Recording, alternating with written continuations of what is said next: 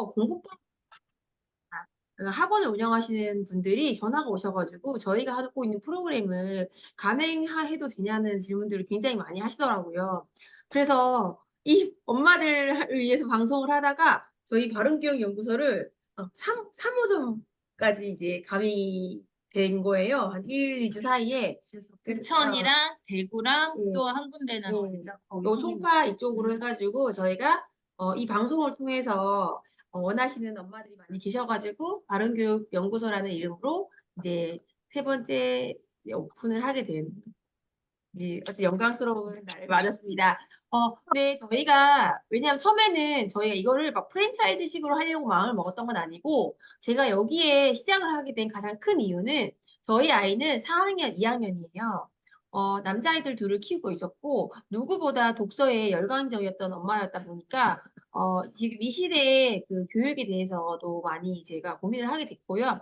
그다음에 제가 다른 학원들도 많이 보내보고 제가 사립초도 보내보고 영어 유치원도 보내보고 여러 가지 많은 것을 다 해보고 나서 다시 또다시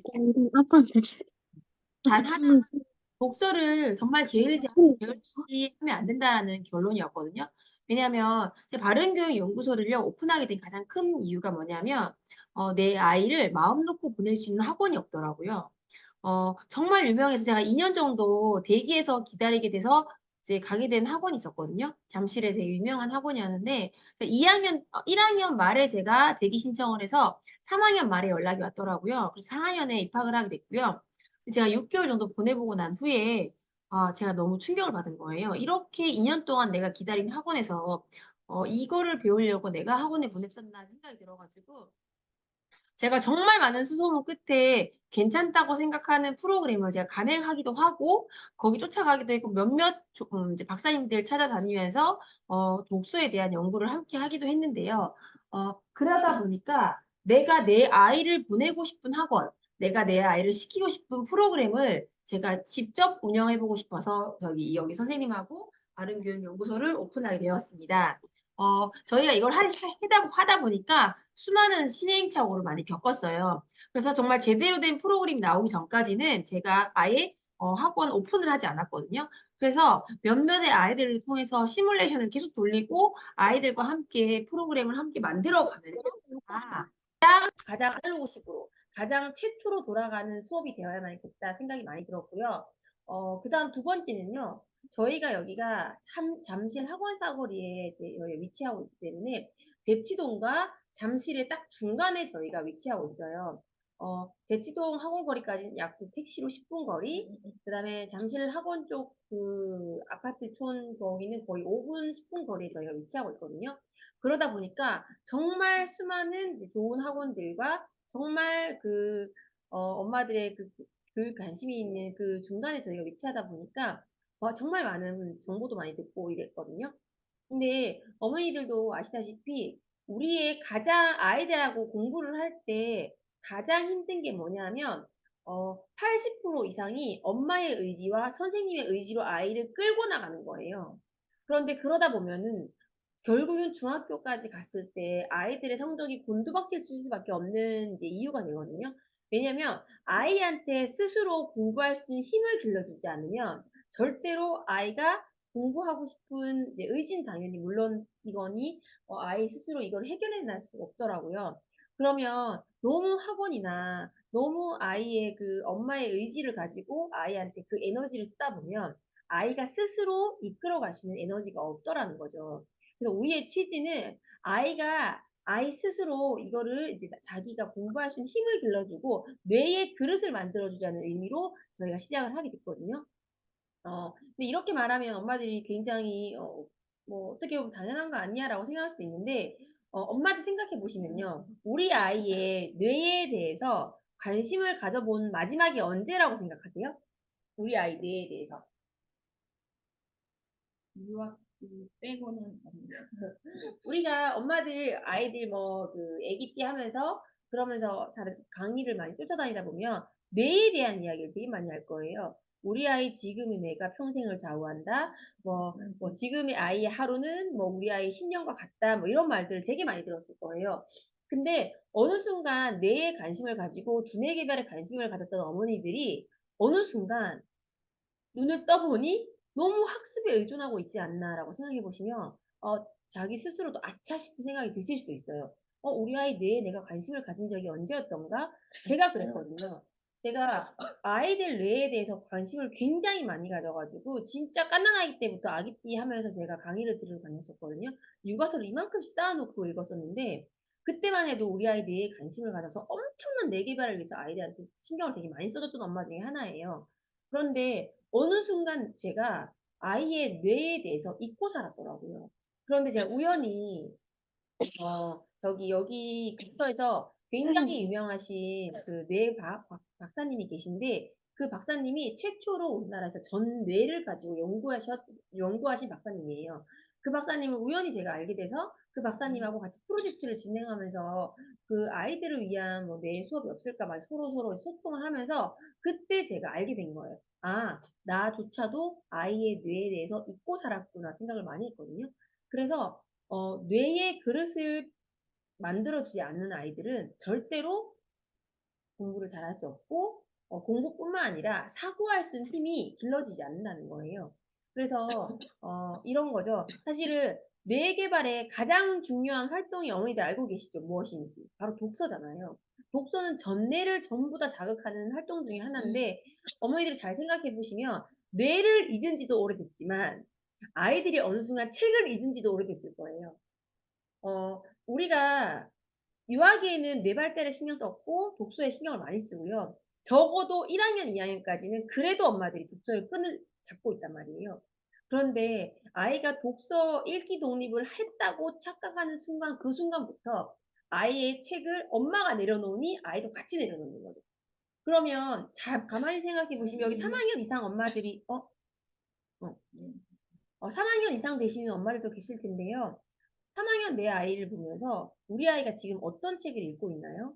아니면 우리 아이가 하루에 읽고 있는 독서량이 어느 정도 되나요? 한번 생각해 보시면 답이 나오지 않을까 싶습니다. 이 중에는 아마도 엄청나게 많은 책을 읽고 있는 아이도 있을 거예요. 우리 학원에 저희 수업에 가장 많이 등록하는 아이들이 남자일까요? 여자일까요, 어머니? 남자예요. 근데 저희뿐만 아니라 많은 독서학원에서 원장님들이 똑같이 하는 말이 있어요. 다 대부분 남자애들이 등록을 해요. 왜 그런지 아시죠? 왜 그러냐면 엄마들이 이런 학원에 보내는 이유 중에 하나가 책을 한 자라도 읽히기 위해서 학원에 보내는 거예요. 그런데 집에서 책을 읽지 않으니 학원에 가서도 책을 읽게 해라. 그런데 어머니들이 지금 보내고 있는 학원이 독서 학원인지 논술 학원인지 한번 생각해 보세요. 독서 학원인지 논술 학원인지. 논술 학원에 글을 잘 적게 하기 위해서 말을 잘하기 위해서 내 의견을 잘 펼치기 위해서 보내려고 하는 논술 학원에 아이의 책 읽기 위해서 보내는 엄마들이 굉장히 많더라고요. 거기서라도 가야지만 우리 아이가 책을 읽게끔 만들어 주니까. 근데 우리의 목표가 책 한 권 일주일에 책 한 권이 아니잖아요. 우리의 목표는 사실은 하루에 책 10권 이상이 돼야 되는데 사실 그렇게 하지 못한다는 거죠. 그래서 저희는 고민을 많이 했어요. 남자아이들이 책을 읽기 위해서 독서학원에 보내는데 사실상 집에서는 그러지 못하고요. 두 번째로는 여자아이들이 독서학원에 보내지 않아요, 엄마들이. 이유는 뭐냐면 여자아이들 대부분은 책을 잘 읽고 있어요. 그런데 우리 딸아이를 가진 엄마들이 생각해 보면 우리 아이들이 읽고 있는 책이 이야기 책인지 지식 독서 책인지 교과 관련 책들인지 한번 생각해 보세요. 대부분 아이들은요, 이야기책을 읽고 있어요. 그런데 여자아이들은 이렇게 두꺼운 책을 아무리 길어도 엄마들이 여자아이들은 읽으려고 노력을 많이 해요. 그런데 지식책은 아무리 얇아도 읽으려고 하질 않아요. 반대로 남자아이들은 얇은 지식책은요, 읽으려고 해요. 그런데 두꺼운 쉬운 책은 아무리 쉬워도 애들은 읽으려고 하지 않아요. 남자아이들은 그 독서의 크기부터 먼저 생각을 하거든요.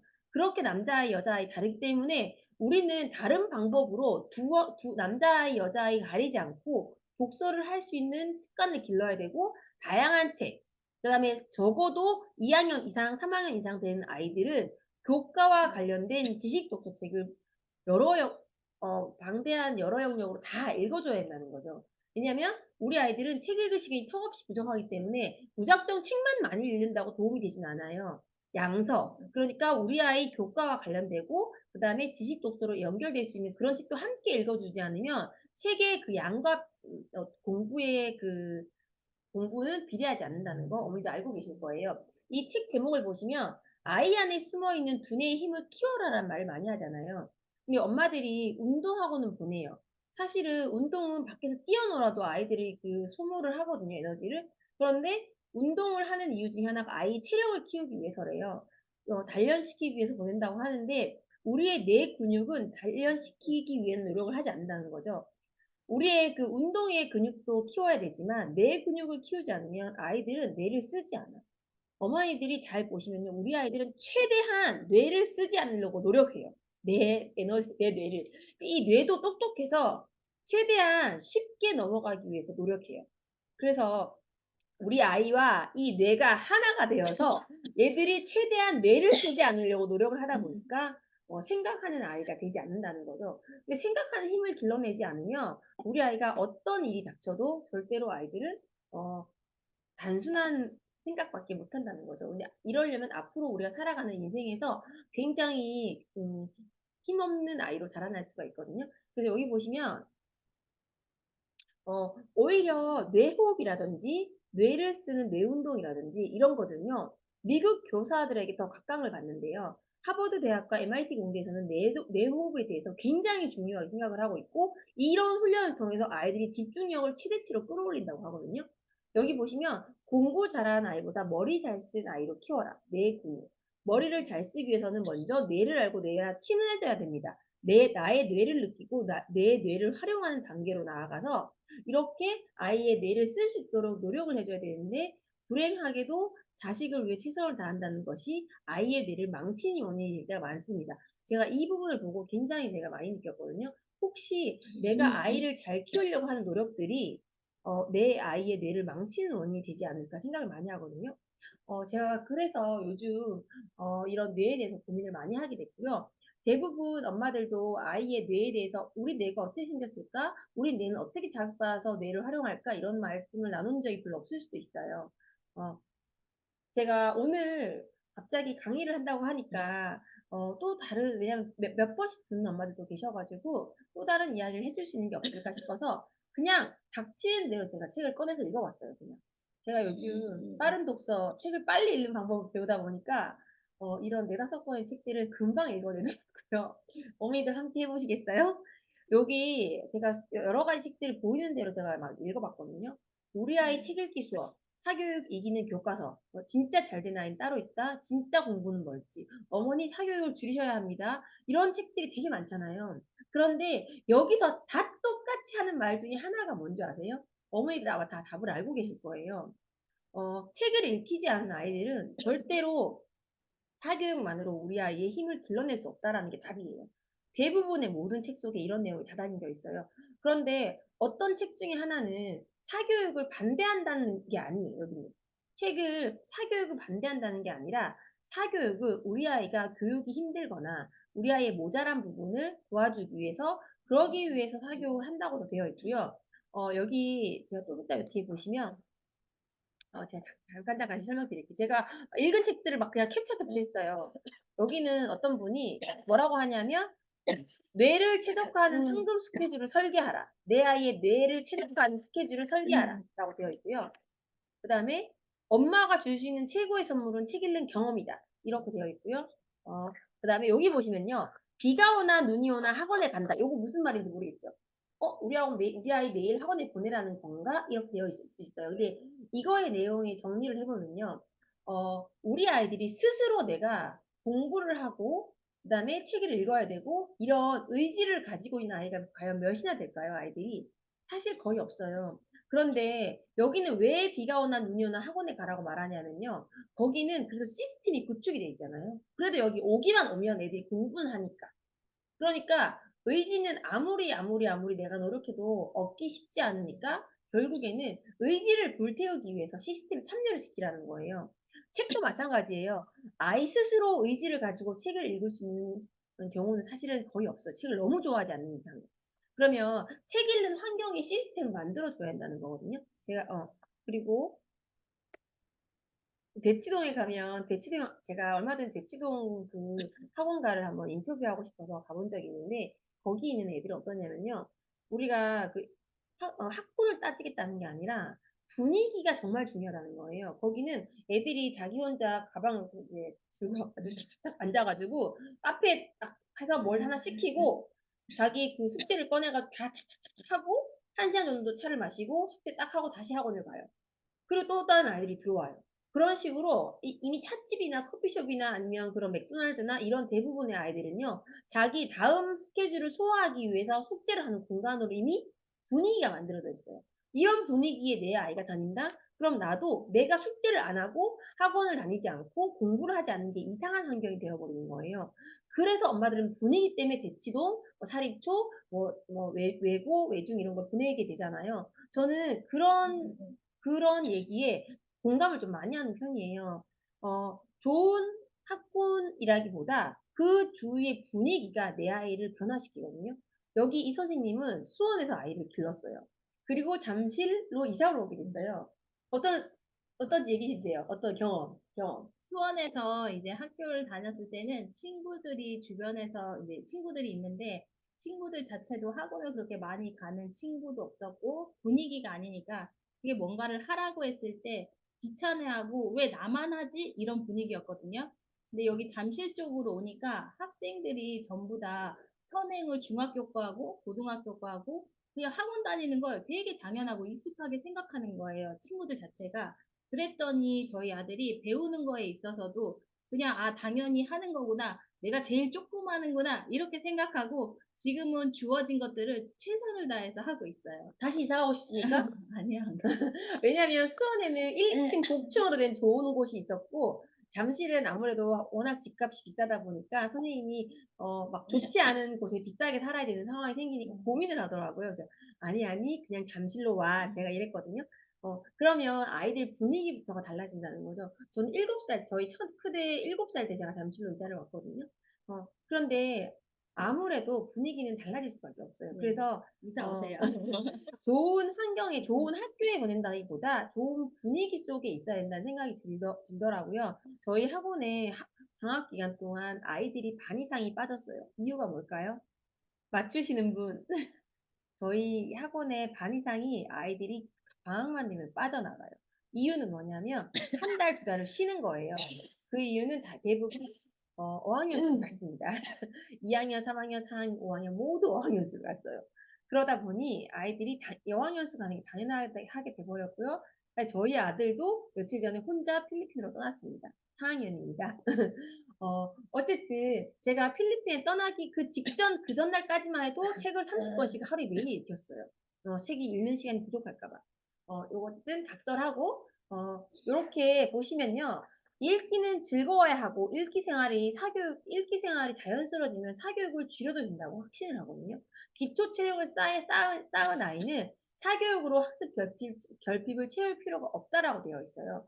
그런데 아이들 엄마들은요, 사교육을 시키는 게 더 편하지, 책을 읽는 게 더 편하지 않은 거예요. 책을 읽기 더 힘들다는 거죠. 집에서 아이한테. 왜냐면 아이랑 늘 싸우니까. 그래서 여기는 또 이런 말을 되게 많이 해요. 아이의 책 읽기 과정에서 너무 스트레스를 받게 하지 말아라 라는 말을 하거든요. 책 읽기 독서 정서라고 되는 부분이 저 뒤에 나올 건데, 독서의 정서라는 것은 책 읽기가 편하다라는 과정을 인식만 시켜주는 거예요.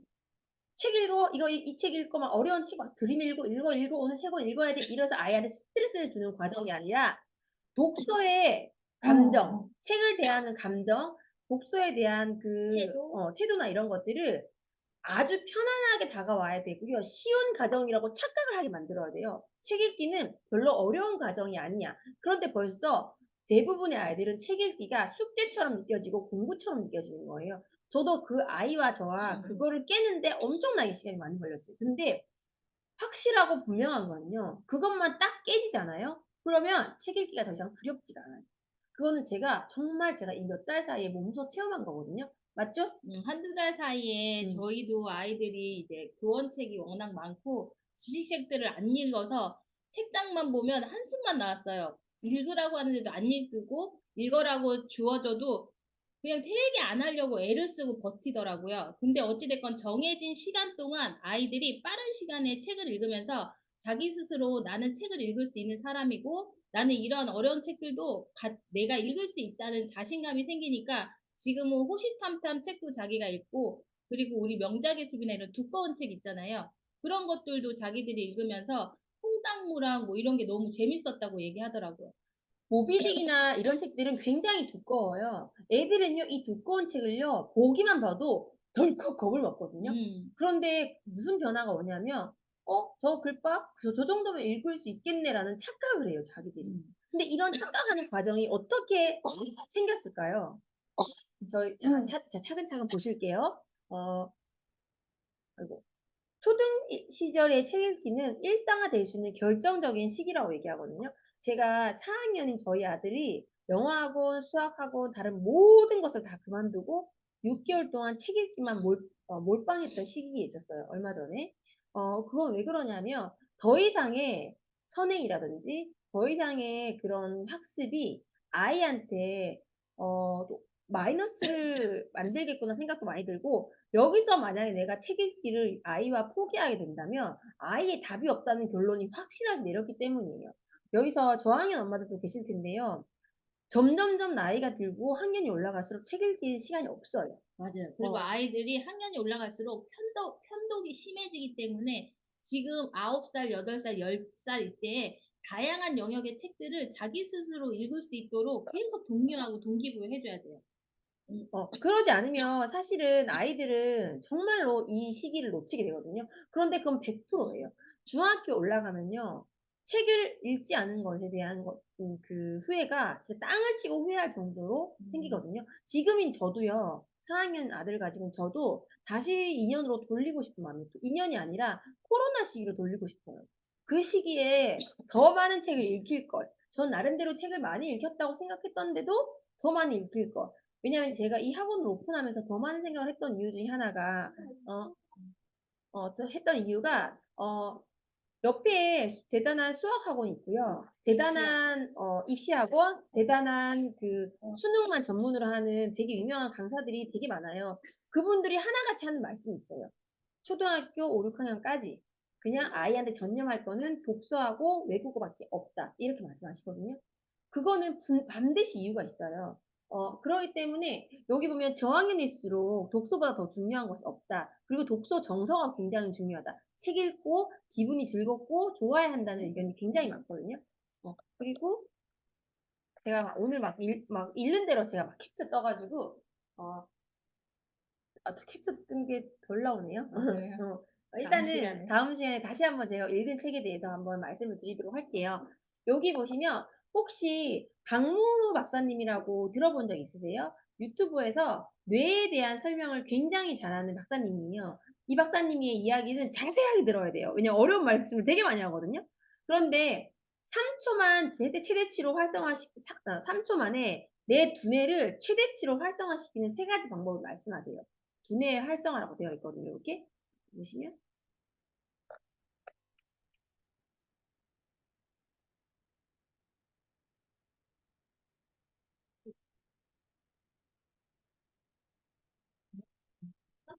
소리가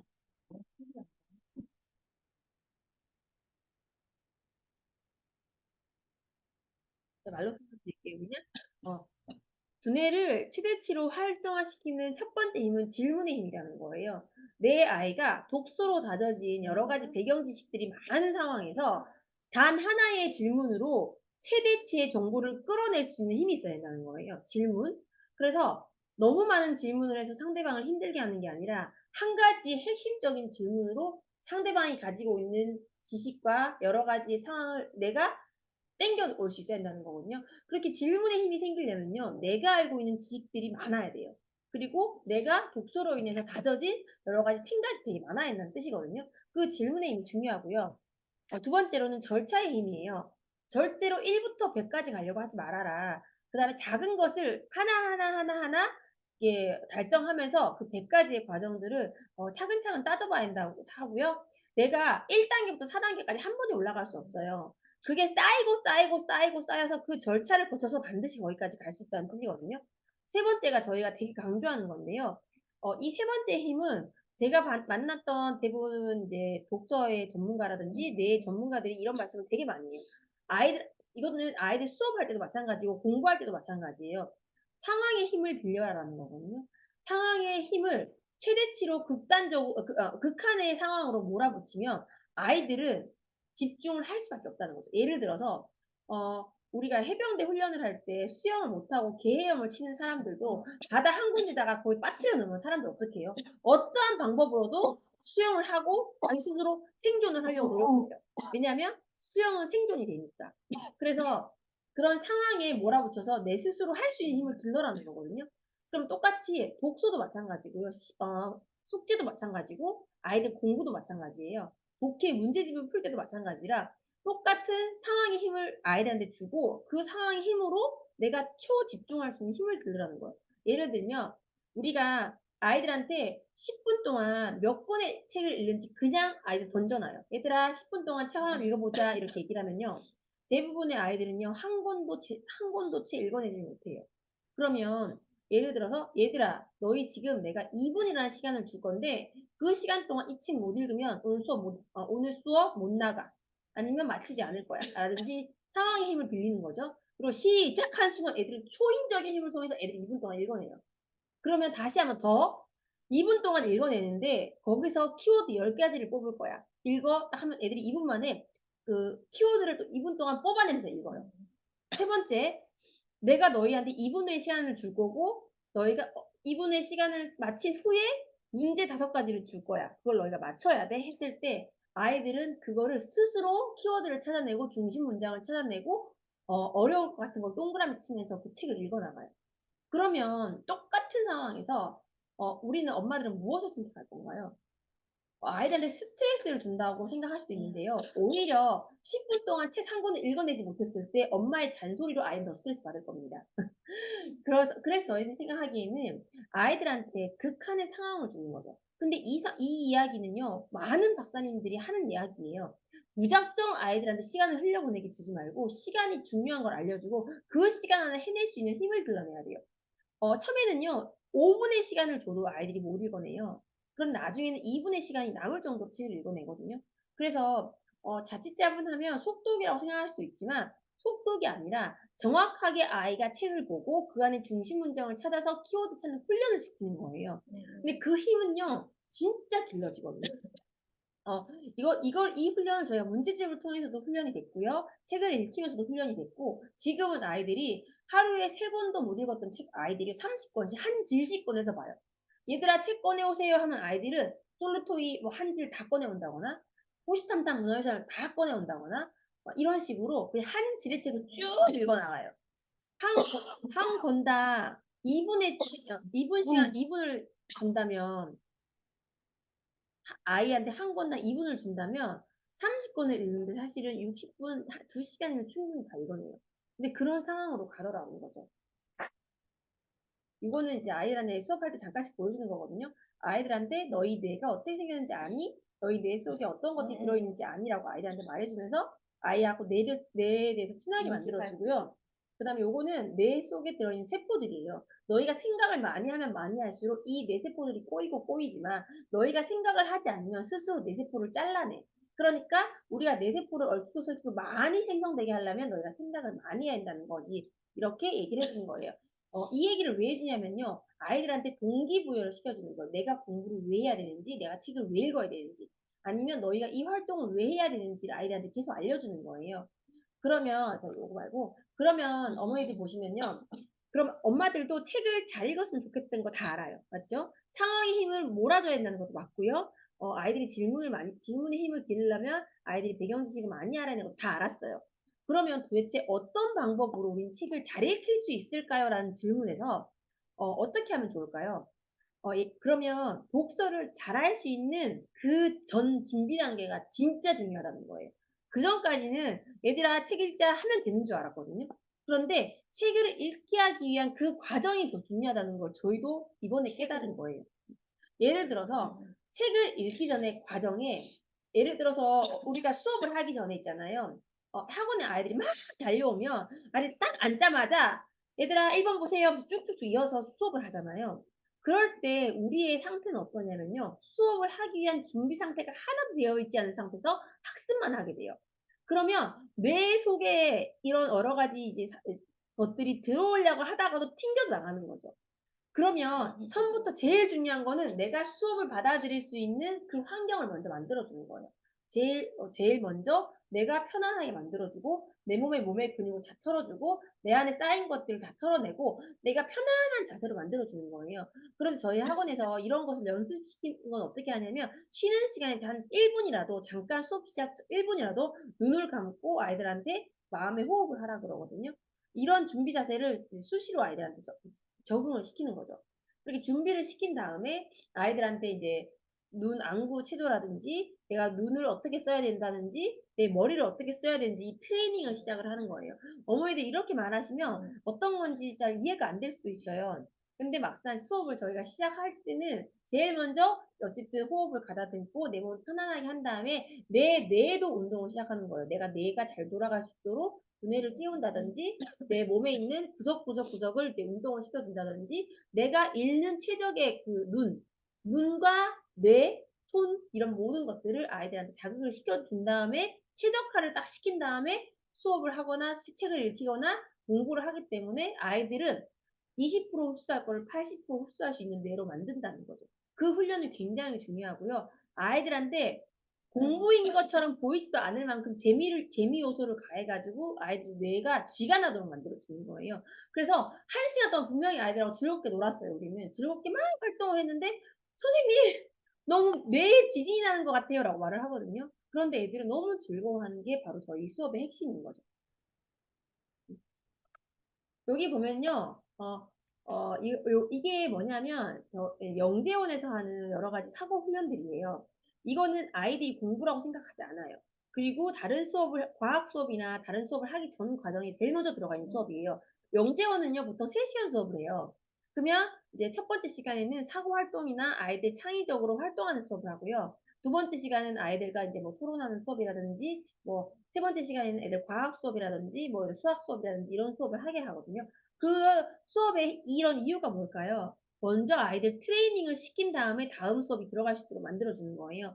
이 수업은요, 4살부터 수업을 시작하는데 4살, 5살, 6살, 7살, 8살 전부 다 3시간 동안 똑같이 수업을 해요. 5살 아이들도 이런 수업을 하고 난 다음에 수업에 참여했을 때 즐거움을 느낀다는 거죠. 여기 보시면요. 오른쪽에 기초적 사고 훈련 보면 여러 가지 단서들을 주어주고 아이들이 해결해 나가는 거예요. 이렇게 아이들한테 잠깐 읽어보시면 어떤 수업인지 아실 거예요. 잠깐 보세요, 어머니. 여러 가지 단서들로 진짜 각 강아지의 주인을 찾아내는 거예요. 근데 이러면 여러 가지 머리를 계속 써야 돼요. 근데 요즘은 이런 수업들이 수학 그 사고 훈련 수업에서 굉장히 많이 나온다. 이렇게 여기 보시면 1번 여기 한번 해볼까요? 한번 1번? 해볼까요? 여기 선생님 틀렸어요. 1번 정답은 2번이거든요. 왜 2번인지 찾아보세요. 이유를 설명해 주세요. 제가 이거 우리 아이가 다 풀었는 걸 가지고 선생님한테 이거 왜 2번인지 찾아냈어요 하니까 선생님 끝까지 못 찾더라고요.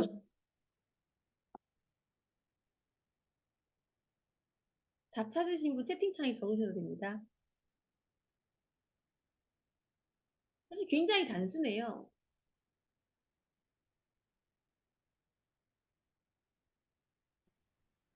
맞았어요. 임찬영님 만났습니다. 어, 이렇게 단순한 건데도 우리가 생각을 안 하다 보니까 못 찾아내는 근데 거거든요. 이렇게 우리가 무언가를 쓰고 사고하는 걸 해보지 않았기 때문에 처음 하면 당황할 수 있어요. 근데 이런 것들을 트레이닝하고 학습을 하고 독서를 했더니 아이들이 몰입하고 집중하는 힘이 생겨서 똑같은 40분을 공부해도 아이들은 훨씬 더 많은 내용들을 자기 스스로 가져갈 수 있더라고요. 여기 오른쪽도 마찬가지로 아이들한테 여러 가지 단서를 주는 건데요. 추리 탐정이에요, 거의. 근데 이런 훈련들이요, 우리 엄마들이 대부분 아이들하고 놀면서 하질 않아요. 저희의 모든 수업의 기초 훈련 중에는 한두 가지 다 들어가 있어요, 이런 수업이. 이렇게 들어가 있고요. 그다음에 여기도 보시면, 이건 저희 학원에서, 저희 바른교육연구소에서 제작한 워크시트거든요. 여기, 이런 것도 보시면 연필이 절대 손으로 X하거나 손으로 하는 게 아니라 눈으로만 우리가 연필이 몇 개인지 세어볼 수 있는 눈 훈련과 눈과 뇌를 자극시키는 훈련들이에요. 오른쪽 왼쪽 마찬가지고요. 어, 이렇게 여기 이거 기억이 안 나와 있네. 여기 기억력 훈련 보시면요. 고구려가 낙랑군을 멸망시키는 시기가 313년이고요. 로마 크리스트교 공인을 313년에 했어요. 그리고 만적의 난이 1198년에 일어났고 무굴 제국 멸망한 게 1858년. 그럼 예를 들어 요거 가지고 뒷면에는 어떻게 나와 있냐면 아니 내가 했는데 지금 안 돼. 요게 어떻게 됐냐면 뒤에 훈련 뒷장에는 이런 숫자와 이야기들이 사라져 있어요. 몇 가지가. 이런 것이 사라져 있고 아이들이 그거를 맞춰보는 거예요. 그리고 313년도에 고구려 낙랑군 멸망시키고 로마 그리스도교 공인하는 것이 같은 해에 일어난 일들이잖아요. 그런 것들을 아이들이 스스로 기억하게 만들어주는 거예요. 1989년에는 대한민국 정부 임시정부가 들어오고 베를린 장벽이 붕괴됐던 사건이었어요. 이런 것들이 같은 시기에 일어난 거죠. 그런 것들을 이제 연도를 가려놓고 뒤에서 맞추는 그런 기억력 훈련을 하고요. 뒤에 사고 관찰 훈련 같은 경우에는 손으로 그리면서 하는 게 아니라 1번으로 출발해가지고 마지막에 뭘로 도착하는지를 눈으로만 가는 거예요. 사실 생각보다 쉽진 않거든요. 이게 우리가 손을 써서 하는 것보다 눈만 가지고서 이거를 해결할 때 훨씬 더 집중력이 많이 필요하거든요. 그런 집중력 훈련을 아이들한테 계속해서 끊임없이 시키고, 그리고 우리 뇌를 쉬지 않고 사용하는 것들을 아이들한테 지속적으로 시키면서 우리의 두뇌를 최적화시켜 놓는 거예요. 그래서 요새 아이들이 생각하는 거나 이런 부분을 되게 하기 싫어하잖아요. 그런데 저희는 이런 훈련을 통해서 자꾸 생각을 하게 하고 생각하는 재미를 느끼게 하고 그렇게 해서 몰입시켰더니 아이들이 훨씬 더 흡수를 잘하더라. 저희가 이거 수업하기 전에 애들하고 이런 거 한두 개씩 계속 하거든요. 그러면 수업 다 끝난 다음에 선생님 다시 해요. 이렇게 말을 해요.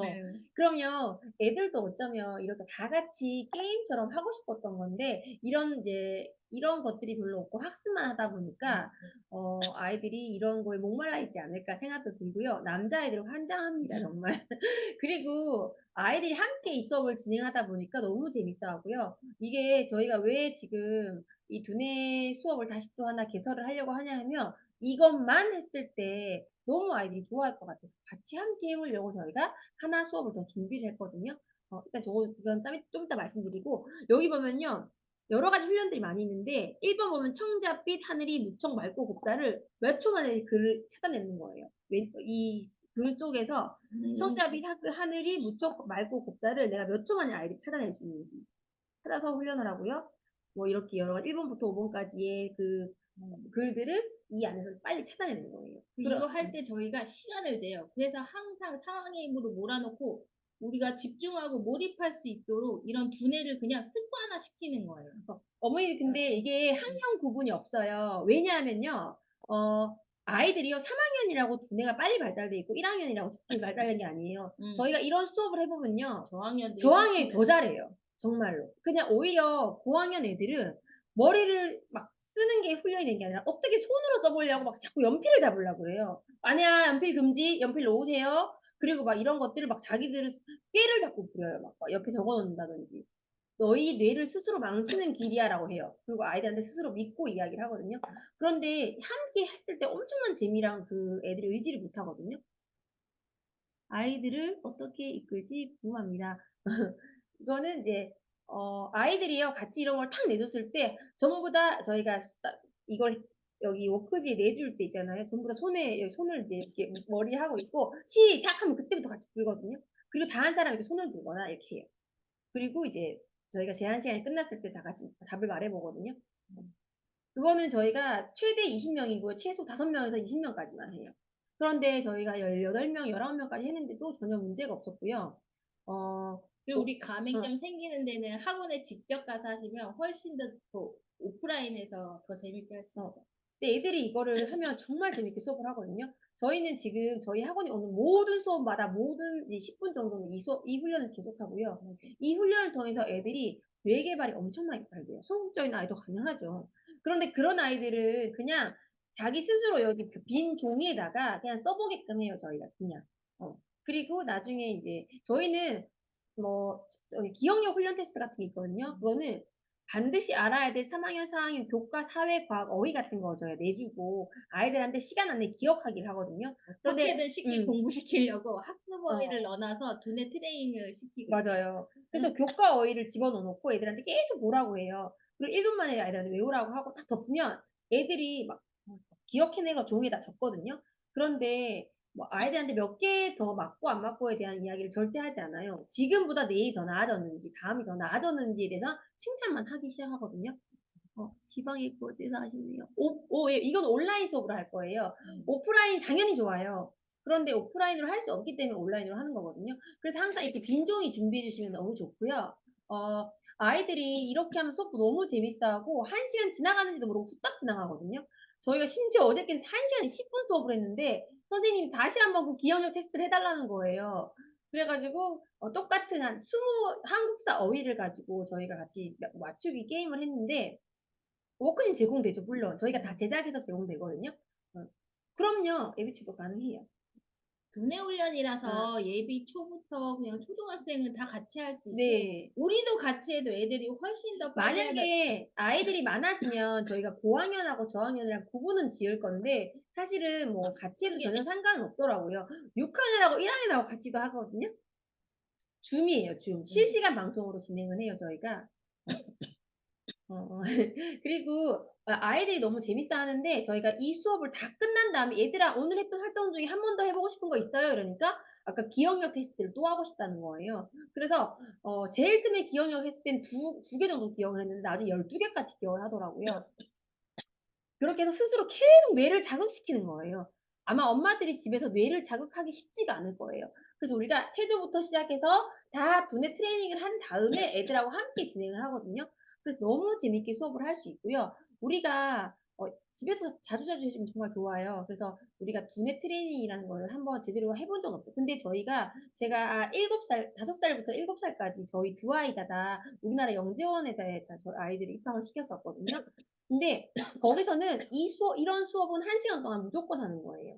어, 저희가 33만 원 주고 수업을 했었는데, 그 영재원에서도, 제가 아까 보여줬던 것이 영재원에서 했던 문제들이에요. 정말 단순해 보이고 아무것도 아닌 것처럼 보이지만 아이들 뇌는 엄청나게 자극이 된다는 거예요. 저희가 두뇌 독서 프로그램은요, 두뇌 트레이닝을 하고 독서 수업을 진행을 하는 거고요. 새로 개설될 두뇌 트레이닝 수업은 두뇌 트레이닝만 할 거예요. 50분 동안. 그래서 어머니가 선택을 하시면 돼요. 나는 두뇌 트레이닝도 하고 독서 수업도 하고 싶다 그러면 두뇌 트레이닝 수업과 독서 수업을 따로 두 과목을 신청하면 되고요.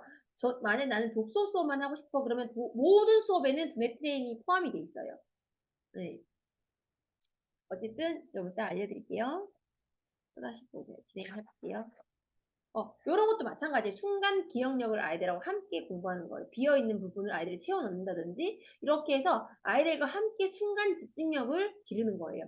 제가 아이들한테 제공된 교과 어휘 같은 경우에는요, 아이들한테 집에서 엄마들한테 프린트를 다시 한번 해서 아는 단어와 모르는 단어를 체크하게 만들거든요. 아는 단어는 넘겨주시고, 모르는 어휘 같은 경우는 엄마랑 함께 네이버라든지 사전을 찾아보고 어휘 노트를 따로 만들라 그래요. 그러면 장기 기억으로 갈 수 있거든요. 그러니까 내가 아는 단어와 모르는 단어를 구분하는 메타인지를 시켜주시고 그리고 모르는 어휘가 있으면 집에 어휘 노트를 가지고 아이들이 정리할 수 있게끔 만들어두면 너무 좋고 신기하게 아이들은요 자기가 알고 있는 익숙한 어휘는요 안다고 착각을 해요. 그래서 지문 속에 어려운 어휘가 나와도 예를 들어 시루, 화덕 이런 게 나오면 어려운 어휘였지만 우리와 함께 그 어휘를 그냥 순간적으로 눈으로 기억했을 뿐인데 그게 책 속에 나왔을 때 아는 어휘라고 착각해서 쉽게 읽어지는 그런 경험을 할 수 있거든요. 저희가 보통 초등학교 책을 읽을 수 있는 나이부터 6학년까지는 가능해요. 2학년 지금 9살 올라간 친구들도 음. 가능하더라고요. 저희 독서 프로그램은 뒤에 잠깐 설명을 해드릴 텐데요. 독서 프로그램이 왜 학년별 구분이 없냐면 자기 단계로 하는 거예요. 자기가 집에 가지고 있는 책으로 자기 단계 책으로 할 거거든요. 단계를 1단계부터 4단계 책을 나눠놨어요, 저희가. 그래서 그거는 제가 뒷부분에 설명을 한번 드릴게요.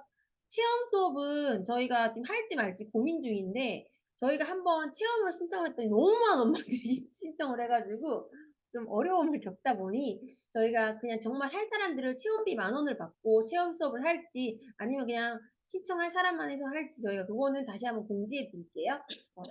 그리고 진행할게요. 이런 것도 보시면 어머니 선만 보고 있잖아요.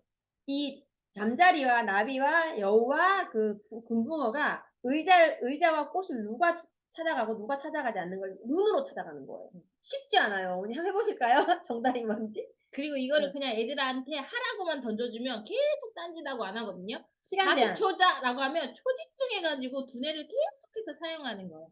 저희는 이 사용하는 두뇌를 만들기 위해서 이런 훈련들을 하고 독서를 하든 학습을 하든 아니면 이런 트레이닝 반을 만들어서 아이들의 두뇌를 계속해서 활성화하고 개발하는 훈련을 하신다 생각하면 돼요. 어머니들 이걸 가지고 학년 구분을 할 수 있을까요? 어머니들도 잘 안 되거든요. 눈으로 저걸 막 가가지고 눈을 막 굴리고 막 머리를 쓰고 잘 안 되거든요. 근데 오히려 아이들이 어릴수록 더 빨리 찾아내더라고요. 그래서 이 학년 구분은 전혀 되지 않고 우리가 머리가 고학년으로 가서 딱딱해져 있어요. 머리가 말랑말랑하지가 않아요. 생각보다 쉽지 않고요. 우리가 이거를 계속 쓰지 않고 눈으로 하는 이유는 눈으로 계속 보고 생각하고 해야지만 애들이 우리 뇌가 개발이 돼요. 손으로 하기 얼마나 쉬워요. 맞아요. 미로 찾기 손으로 하면 쉬워요. 눈으로 하면 어려워요. 바로 그런 걸 얘기하는. 그리고 시중에 절대 판매되고 있지 않은 교재들이거든요. 저희만 가지고 있는 교재들이기 때문에 저희가 뭐 이거를 뭐 다른 엄마들한테 돌린다거나 그런 건 금지가 되어 있어요. 어쨌든 오른쪽도 마찬가지지만 단순한 기억력조차도 우리는 하지 못한다는 거죠. 이걸 딱 위에 그림을 딱 가렸을 때 밑에 얼마나 기억할 수 있는지 그런 거를 잘 못한다는 거죠. 아까 제가 책 속에서 말씀드렸듯이 의지를 가지고 시스템을 가지고 매일 하지 않으면 매일 하거나 뭐 일주일에 한두 번 하지 않으면 절대로 집에서 할 수 없기 때문에 우리가 사교육을 시키는 거잖아요. 사교육을 시킬 때는 반드시 엄마들이 선택과 집중을 하셔야 돼요. 내가 이거 다 하게 할 것인가? 내가 지금 제일 중요한 게 뭘까 고민해 보시는 거죠. 당장 지금 수학학원이 먼저 급하면 수학학원에 보내시면 된다는 거죠. 저희가 어쨌든 이런 거는 저희가 준비했던 이제 수업 중에 하나고요. 역발상 한국사라는 것은 요 역발상 한국사에 집중하지 마시고 이거는 지난주에 이미 첫 수업이 진행이 됐어요. 문제집을 다른 방법으로 풀어보는 거예요. 예를 들어서 어머니들 여기 10살짜리 엄마들도 좀 계시는 것 같은데 저희 아들도 올해 10살이 됐거든요. 그러면 문제집을 풀 때 어떤 방법으로 푸세요? 예를 들어서 이런 문제집 같은 거 풀 때 있잖아요. 엄마 애들한테 문제집 풀어왔다 하면 애들의 그 문제 푸는 습관이 있어요. 한번 제 말씀 듣고 나서 아이들 한번 보세요. 아이들은 지문을 먼저 분석하고 문제를 푸는 것이 아니라 문제를 풀면서 지문을 찾아요. 그냥 답 찾기에 답 찾게 하는 거예요. 그랬을 때 결과는 어떻게 달라지냐면요.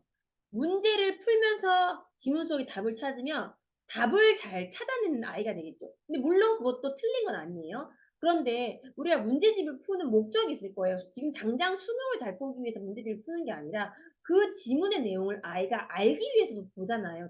좋은 문제집 지문이 정말 많거든요. 그러면 그렇게 탁 문제집 한 걸 다 끝내고 나면 애들은 그냥 뭘 했는지 하나도 몰라요. 반대로 역발상으로 한번 생각해 볼게요. 문제집을 완벽하게 가려요. 문제집을 완벽하게 가리고 문제를 주어주지 않아요. 아이들한테는. 저희가 다 스캔을 떠가지고 엄마들한테 지워주거든요. 그러면 문제를 아예 감춰진 상태에서 지문만 보는 거예요. 얘들아 1분 동안 선생님이 시간을 주니까 지문을 한번 보세요 하면 딱 하면 애들이 미친 듯이 지문을 봐요. 그러면 그냥 풀었을 때 애들이 기억을 하나도 못하고 문제를 풀었을 때 기억을 하나도 못하거든요. 그러면 반대로 지문 속에 있는 키워드를 찾아가면서 줄을 치면서 아이들한테 중심 문장과 중심 키워드와 중심 인물, 장소, 사건, 시간을 중심으로 키워드를 찾으라고 해요. 그런 다음에 우리가 문제를 딱 지어줬을 때 애들은 다음 문제를 문제 없이 푼다는 걸 알고 있기 때문에 초집중해서 아이들이 그 지문에 집착을 하거든요. 그러면 문제의 정답률이 굉장히 높아요. 그러면 그 전에는 엄마들이 아이가 답을 잘 찾았어요. 그럼 우리는 뭘 하나요? 답을 잘 찾았는지 답지 보고 매기죠. 그러면 끝. 저희는 답을 스스로 찾아 나가기 해요. 1번에 있는 답을 지문 속에 찾아보세요. 그러면 우리가 처음에 하는 과정을 답지 찾는 과정에서 하는 거예요. 이해하셨어요, 어머니? 지문과 문제를 각각 스캔을 떠서 어머니한테 드려요. 제가 여기 뒤에 보시면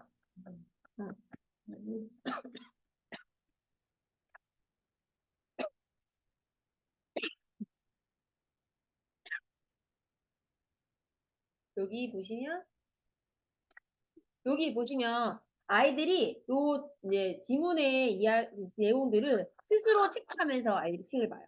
그러니까 애들이 생각하는 자기들 스스로가 중요한 거. 그러니까 완전 자기 주도적으로 하거든요. 내가 이거 중요하니까 동그라미 하세요. 이거 중요하니까 네모하세요. 밑줄 그으세요. 이게 아니라 자기 스스로 중요한 것과 중요하지 않은 것을 분석하는 훈련이에요. 처음에는 뭐 틀릴 수도 있어요, 아이들이. 그렇게 하면 스스로 문장을 찾고 지문을 찾아서 답찾기 훈련을 하는 거예요. 이렇게. 전부 다 스스로 하는 거거든요. 그러니까 같은 문제집이라도 우리가 씹어 먹어서 내 거로 만드느냐, 아니면 진짜 그냥 답찾기 훈련해서 그냥 쓰레기통을 버려질 것인가. 이거의 차이예요. 모든 문제를 이런 식으로 하면요. 애들이 지문에 대해서 굉장히 애착을 가지게 될 겁니다. 나중에 지문이 막 그리워지고 막 그렇게 아이들이 찾아나가는 훈련을 하면요. 아이들이 시험 문제를 나중에 지문과 문제가 동시에 주어졌을 때 아이들은 착각을 하죠. 너무 쉽다. 왜냐하면 지문을 보면서 답을 찾을 수 있으니까. 그래서 이런 훈련들을 계속 하는 거거든요. 머리를 계속 쓰게 만드는 거예요. 그냥 멈춰있는 잠자고 있는 아이들의 뇌세포를 계속 깨워주는 거예요. 그래서 저희가 아이들한테 제일 많이 하는 말도 얘들아 뇌세포 깨워주자, 잠자고 있는 뇌세포 깨워주자 그러면 저희 아이들이 온라인 수업 도중에 머리를 막 탁탁탁 쳐요. 자기 스스로 뇌를 끼우려고. 이것도 되게 중요한 과정 중에 하나예요. 내 스스로를 자극시켜서 이렇게 해주면 기억이 난다라고 착각하게 만드는 거예요. 네, 역발상 한국사는 문제집을 가지고 하는 거고요. 2달 동안 선사시대부터 발해까지 한 권의 문제집을 다 풀게 되어 있어요. 그래서 사실은 문제집을 푸는 시간은 20분밖에 안 돼요. 나머지는 대부분 두뇌 트레이닝이나 두뇌 체조나 아이들하고 기억력 훈련들을 많이 하거든요. 넘어갈게요.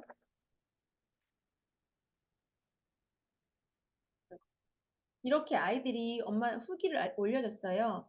이렇게 지문 분석이 중요한지 몰랐어요. 너무 좋아요. 새로운 수업인, 사실 저희가 아무것도 아닌 수업인 것 같지만, 어머니들이 하실 수 있으면 집에서 이런 훈련을 해보셔도 상관없어요.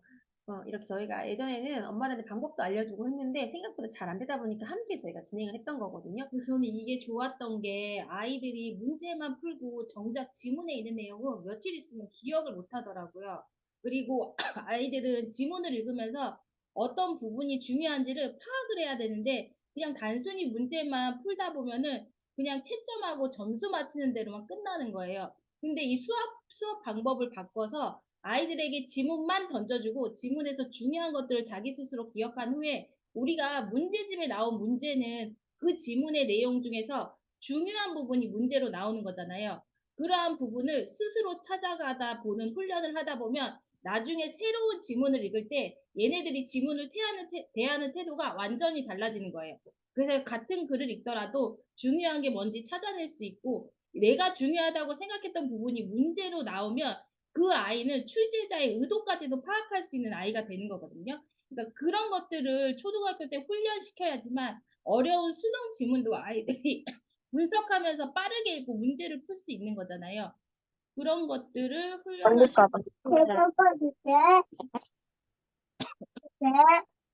시간 하나 더 제가 하나씩 대답을 드릴게요. 한국사를 한 번도 접해보지 않은 아이 8살부터 수업에 지난주에 참여했는데 너무 잘하더라고요. 너무 잘했고요. 저희 아이도 2학년짜리 아이도 한국사를 접해보지 않았는데 그냥 했었어요. 맞아. 그리고 저희의 취지는 이 문제집을 풀고 이 문제집에 관련된 한국유사책이나 한국사 책을 읽는 거예요. 어차피 책은 어머님들이 구입을 하셔야 돼요. 그러면 어머님들이 아이한테 한국사를 좀 더 제대로 노출시켜주고 싶으면 그 다음 문제집 풀 내용들의 책들을 먼저 아이한테 읽히면 책도 읽고 아이들은 문제를 풀면서 얘네들을 중요한 부분을 키워드를 찾아갈 수 있는 아이가 되는 거죠. 그러니까 역발상 한국사 같은 경우에는 문제집 수업은 저희랑 하지만 아이들이 미리 책을 읽어오거나 수업이 끝나고 아이들이 거기에 관련된 책을 함께 읽어보는데도 저희가 시작을 하면 되고요. 그 다음에 두뇌 훈련, 독서 훈련 이런 것들 전부 다 수업은 겹치지 않아요. 다 저희가 월요일부터 금요일까지 다 별도로 다 저희가 다 수업을 했거든요. 그래서 3과목씩 듣는 아이들도 있어서 저희가 다른 날짜로 진행을 했고요. 2달 프로그램으로도 그만큼 훈련이 되면 스스로 자성할 수 있는 그거는 아이들마다 다른데 이렇게 수업 문제를 푸는 방법이 습관이 되면 아이들이 그냥 문제가 주어졌을 때도 굉장히 빠르게 진행을 하더라고요. 저희 학원에 오는 애들이 저희 수업할 때마다 매번 수업 이렇게 지문 훈련 수업을 3-4개씩 하거든요. 그러면 다음 수업을 할 때도 애들이 엄청 빨라지더라고요. 그리고 이 수업을 재밌어해요. 왜냐면 시간 안에 딱 하니까. 우리가 4챕터를 아이들한테 문제집을 풀게 하기 위해서 얼마나 많은 노력을 하는지 아시죠? 8점 풀게 하려고 어. 30분 동안 진짜 노력을 늘어지고 많이 하는데 그냥 20분이면 애들하고 충분히 다 훈련을 할 수 있거든요. 여기 보시면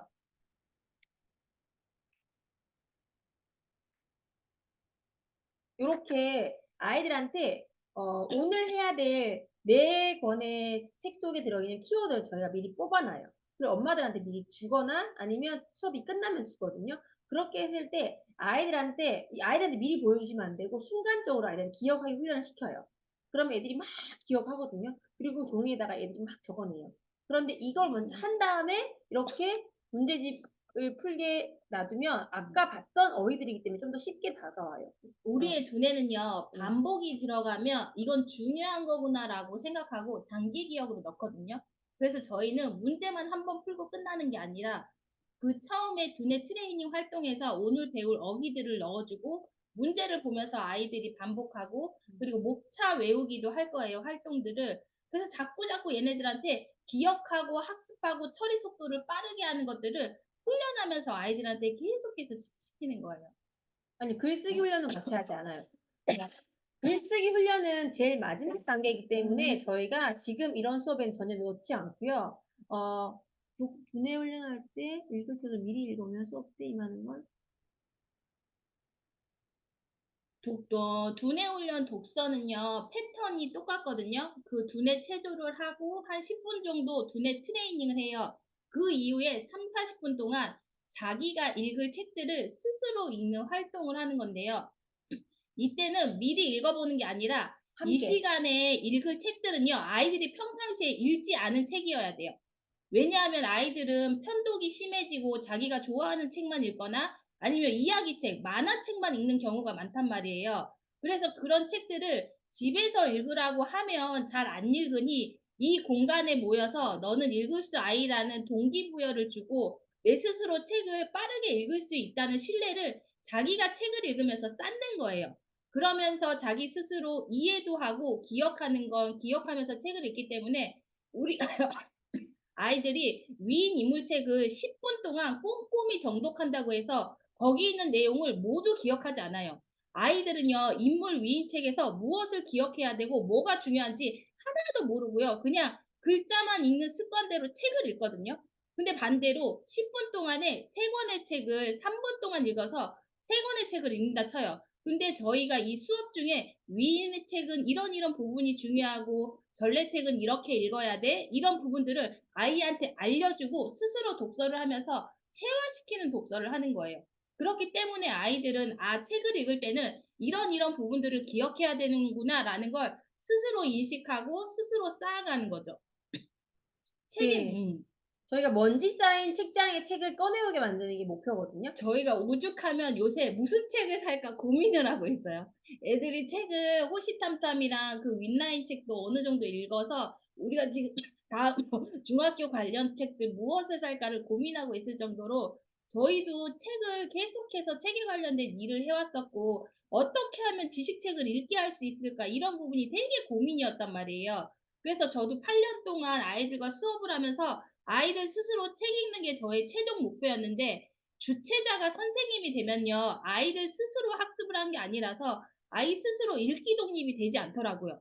그래서 우리가 이거 거꾸로 바꿔서 우리 선생님은 아이들한테 그냥 코칭해 주는 거예요. 이런 책을 읽을 때는 어떻게 읽는 거고 뭐가 읽는 게 중요한 건지를 아이들한테 알려주고 아이 스스로 그거를 경험하면서 채워가게 하는 훈련을 하는 거예요. 그래서 아이들이 처음에 위인이나 인물책을 읽으면요, 표정도 안 좋고 되게 기분 나빠하고 되게 자세가 흐트러지거든요. 근데 이 책을 10권, 20권, 30권, 50권 읽을 때마다 책을 대하는 태도가 달라지고 눈빛이 달라져요. 그게 왜 그럴까요? 자기 스스로 그 책을 읽으면서 시야가 확장되기 때문이에요. 책을 읽으면서 알아가는 걸 본인 스스로 기억하고 느끼기 때문에 아이들이 훨씬 더 책에 대해서 몰입하고 집중할 수 있는 힘이 키워지는 거거든요. 그런 식으로 해서 독서를 해서 아이들의 독서 레벨을 올리려고 하는 게 저희의 최종 목표입니다. 맞아요. 그래서 어쨌든 한국사 수업 같은 경우 저희가 추천하기로는 저학년 아이들이 제일 먼저 수업에 임했으면 좋겠는 프로그램 중에 하나는 독서 수업이랑 이제 두뇌 트레이닝 같은 경우에는 반드시 좀 했으면 좋겠다는 생각을 많이 하고요.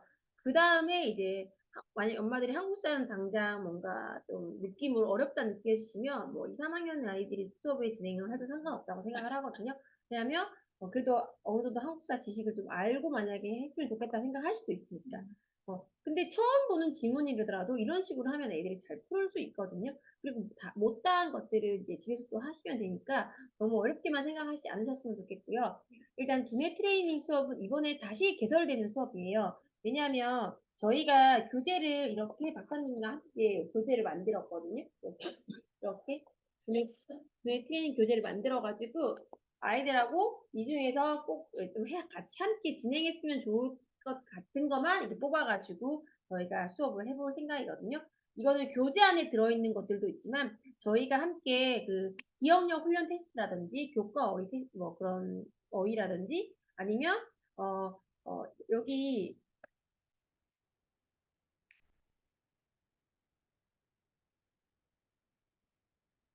요렇게 두뇌 트레이닝 중에 매번 수업마다 거꾸로 말하기 예를 들어서 우리가 796 이렇게 말했을 때 애들이 거꾸로 막 숫자를 말한다거든요. 아니면 프랑스 하면 거꾸로 말하고 뭐 이탈리아 하면 거꾸로 말하고 뭐 빗살무늬 토기 이런 식으로 했을 때 애들이 거꾸로 말하는 훈련을 계속 두뇌를 재미있게 트레이닝 시키는 거예요.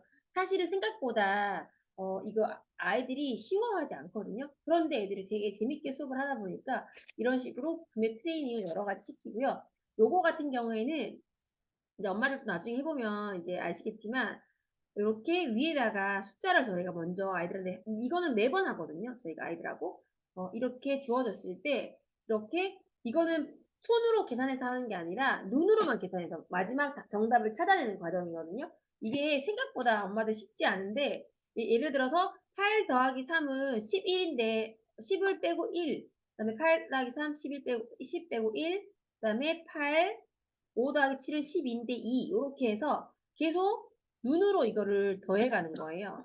뭐 빼기도 할 수 있고 이렇게 해서 정답은 0이 나오게. 근데 이게 다 없다고 생각해 보세요. 0이. 이런 그렇게 눈으로만 계산을 하는 거라서 이렇게 생각보다 굉장히 어려운 작업인데 지금 아이들은 좀 많이 훈련이 돼가지고 잘하고 어머니 생각해도 이렇게 눈으로만 아이들하고 이거를 마지막 그 한 가지 숫자를 구해낸다 생각해보세요. 눈으로만 계산해서. 생각보다 어렵거든요. 빼기로 했을 때 어머니들 하실 수 있을까요? 시작. 시작. 이거를 큰 숫자에서 작은 숫자를 빼보는 거예요. 그러면서 마지막 한 개를 구해내는 거거든요. 아, 근데 가끔 엄청 30초도 안 돼서 하시는 분들이 나오더라고요. 네, 이거 예전에 방송할 때는 엄마들하고 다 같이 너희들 거기 지나죠. 네, 저희도 이거 박사님한테 훈련을 받았는데 처음에 정말 어려웠어요. 3분 넘게 걸렸어요. 네, 3분. 진짜 계산, 왜냐면 첫 줄에 답이 나왔는데 그 안 보이는 숫자들을 가지고 세 번째 줄을 풀라니까 머리가 지가 나더라고요. 그런데 이거는 왜 필요한 훈련이냐면 떠오르는 숫자들을 영상화 훈련을 시키거든요. 영상화 숫자를 머릿속에 띄워보는 거예요. 이렇게 띄워서 띄워진 숫자들을 가지고 계산을 하는 거거든요. 어렵죠. 근데 이거를 저희가 매 시간마다 훈련을 시키고 두뇌 트레이닝 수업 할 때도 계속 시킬 거예요. 그래서 좀 저학년 있는 아이들 같은 경우에는 여기를 다 빼요. 여기 다 빼고 요거 가지고 수업을 하거든요. 요 부분 가지고만 이렇게. 왜냐면 저학년, 고학년 필요 없이 나이 이 고학년 애들도 요 부분만 가지고 수업을 해도 어렵더라고요. 아무튼 이런 식으로 아이들하고 수업을 하고 있다는 거. 음. 어쨌든 역발상 한국사랑 두뇌 트레이닝 수업은 이런 식으로 수업을 진행이 되고요. 잠깐 저희가 그 독서 수업에 대해서 브리핑 잠깐 해볼게요. 저희가 요거 한번 보시면 두뇌 안구 운동하고요. 이 순서가 어떤 식으로 진행되냐면 이렇게 두뇌 체조하고요. 안구 운동하고 포토리딩 아니 두뇌 트레이닝하고 3번 안구 운동을 먼저 눈을 먼저 시야를 확대시켜 주고요. 네 번째 목차 기억하기. 우리가 한국사에 나와 있는 여러 가지 목차들을 매일 보고 기억하기 위해서 역사의 흐름을 알게끔 도와주고 눈을 감고 너희가 방금 받는 제목을 머릿속에 떠올려봐라는 이런 훈련을 계속 하고요. 5번째로 포토 리딩 훈련은 아이들이 앞으로 볼 지문들을 훑어보는 거예요. 6번째로 문제집 수업을 하는 거고요. 그 다음에 이렇게 이거는 시합 10복 확대 운동이고요. 이게 아이들의 준비물이 이렇게 되어 있고요. 아이들 눈에 체조하고 그다음에 안구 운동 이렇게 하고 그다음에 목차 기억하기 훈련하고 포토리딩 훑어보면서 책을 읽히고요. 그다음에 책 읽고 키워드 찾아보고 적어보기 훈련하고 키워드 찾기 훈련 이런 식으로 돼요. 독서 수업 할 때 저희가 잠깐 말씀드릴게요. 네네. 한국 사람들. 그리고 두뇌를 깨우는 독서 훈련은 처음에 하는 패턴은 똑같아요. 아이들이랑 같이 독서 전에 스트레칭이랑 두뇌 운동을 해서 아이들의 준비를 최적화하게끔 시켜놓고요. 그 이후에 아이들과 독서를 하게 되는데 이 독서를 할 때도 시간을 잽니다. 아이 스스로 책을 한 권 읽게 하면 아이들이 20분, 25분 늘어지면서 책을 안 읽잖아요. 그래서 아이들한테 책을 읽을 때도 처음에 우리가 이 활동을 어떻게 하냐면 아이들이 좋아하는 책을 5권 가져와요. 그러면 그 책의 제목을 이렇게 다 적어놔요. 이제 초등학생 친구들은 내가 읽는 책 제목 정도는 적을 수 있어야 되거든요. 그러면 이 책 제목을 적을 때 제목과 표지에 있는 그림만 보고 어떤 내용일지 추측해봐 라고 하면서 책의 제목을 씁니다. 그리고 나서 하는 게 나의 목표 시간을 적게 되는 거예요. 그래서 나는 5분 안에 100%를 기억할 거야. 5분 안에 100%를 기억할 거야. 5분 안에 100%를 기억할 거야 라는 걸 내 두뇌에 계속해서 인지를 시키는 거예요. 우리가 어떤 마음이냐의 상태에서 10가지를 배워도 불안감이나 나는 못해라는 자신감이 없으면요. 두세 가지밖에 기억할 수 없거든요. 하지만 나는 이 책을 5분 안에 읽고 100% 기억할 거야 라는 내 안에 자신감이 있으면 아이들은 책을 읽는 게 두렵지 않아요. 지식책은요, 되게 읽기 힘든 책이에요. 그래서 그런 부분을 그냥 아이들한테 인정해 주는 거예요. 왜 책 읽어, 책 안 읽어, 이렇게 하는 게 아니라, 이런 지식책은 원래 처음에 불편한 거야. 너네가 책을 읽기 싫어서 불편한 게 아니라, 이런 책을 읽는 것 자체가 불편한 행동이야. 하지만 이런 것들을 너네가 이렇게 읽었을 때는 이 안에서 훨씬 더 알아가는 즐거움도 생기고, 위인 책을 읽었을 때는 이런 부분들을 너네는 좋아지면서 독서를 할 수 있어라는 독서에 대한 필요성들, 동기부여들 이런 것들을 수업 중에서 끊임없이 멘트로 해주는 거예요. 아이들한테. 그래서 아이들에게 목표 시간과 기억을 적고요. 아이들이 책 읽는 시간을 이렇게 재서 제가 알려줍니다. 그리고 나서 우리가 메타인지가 되게 중요하다고 하잖아요. 그리고 나중에 공부를 잘하려면 내가 알고 모르는 거를 정확히 구분해서 모르는 부분을 반복해야지 진짜 공부인 거거든요. 근데 우리의 뇌는요, 익숙한 걸 하고 싶어 해요. 그래서 수학 문제집 보면 맨날 집합 부분만 풀게 되잖아요. 얘는 익숙하니까 여기부터 하고 싶은 거야. 하지만 끝까지 해내지 못해요. 그렇기 때문에 아이들한테 이런 불편한 부분을 내가 끝까지 했을 때 성취감과 필요성들을 알려주고 끝까지 해낼 수 있는 아이로 만들어주는 게 저희 목표고요. 그리고 책을 읽을 때 내가 얼마나 집중을 했는지, 이해를 했는지, 내용을 기억했는지를 처음에는 이렇게 도형으로 표현하다가 2, 3주가 지나면 아이들한테 이제 퍼센트로 나타나게 합니다. 그래서 내가 뭔가를 배우거나 독서를 했을 때 몇 프로 아는지를 스스로 객관화하고 이런 부분들이 5, 60%면 얼만큼을 반복해야 되고 이런 부분들을 아이들한테 끊임없이 피드백 해주는 거예요. 그리고 나서 한 번씩은 이렇게 마인드맵을 그리거나 정리를 하면요. 아이들은 이 책 안에서 무엇이 중요한지를 파악할 수 있어요. 이거는 저희가 학원에서 토요 수업할 때 1시간의 책을 읽고요. 한 권의 책을 마인드맵을 그려줬어요. 그렇게 아이들이 2~3달 수업하니까 아이들 스스로 이렇게 독후 활동으로 마인드맵을 그리더라고요. 그래서 우리가 인물책을 읽을 때도 그냥 글자만 읽고 지식만 얻기 위해서 인물책을 읽는 건 아니잖아요. 인물을 통해서 다양한 직업군도 알아보고 그 인물이 속한 나라의 문화들도 알아볼 수 있고 이 인물에게서 배울 가치들을 생각해 보면서 책을 읽어야 되는데 그냥 책을 읽고 아이들이 끝인 경우가 대부분이에요. 그래서 그런 경우를 방지하기 위해서 책을 한 권 읽으면 아이들한테 어떤 부분이 너의 마음을 움직였고 설레게 했는지, 어떤 몰랐던 부분을 알게 됐는지를 스스로 느끼게 해서 아이들이 책 읽는 즐거움을 스스로 느낄 수 있게끔 도와주는 활동들을 수업 시간 안에서 진행하고 있습니다. 그리고 아이들이 어느 정도 책을 읽고 고학년 친구들은 저희가 나중에 이렇게 노트 정리하는 방법도 알려줘가지고 내가 배운 내용들을 자기주도 할 수 있도록 끌고 가는 게 저희의 최종 목표예요. 저희는 아이들한테 자기주도를 하기를 바라지만 아이에게 학습을 시킬 때 아이 스스로 하게끔 시키지는 않아요. 자꾸 누군가에게 의존하거나 의존도를 8, 90% 주고 아이 스스로 하길 바라니 아이들은 너무 힘든 일이잖아요. 어떻게 책을 읽어? 어떻게 공부를 해? 라고 아이들이 엄마한테 물어봤을 때 우리는 대답해 줄 게 없어요. 방법은 아이들한테 알려주지 않은 채 그냥 열심히 하면 돼. 하다 보면 돼. 근데 이런 건 아이들한테 엄청 잔인한 이야기일 수 있거든요. 그래서 아이들한테 이런 방법적인 부분들을 제안을 해주고 아이 스스로 이런 부분들을 체화시킬 수 있는 수업이라고 생각하시면 돼요. 요즘에는요, 정보들이 정말 많잖아요. 좋은 교재들도 많고, 정보들, 지식들이 너무나 많아요. 하지만 이거를 내가 체화하지 않는다면 그냥 지식으로만 남아있을 뿐이고 나한테는 변화는 없는 거예요. 그래서 가장 중요한 게 실천하는 힘인데 이 실천하는 힘을 키워서 아이 스스로 공부를 할 수 있고 학습을 할 수 있는 아이로 만든다고 생각하시면 돼요.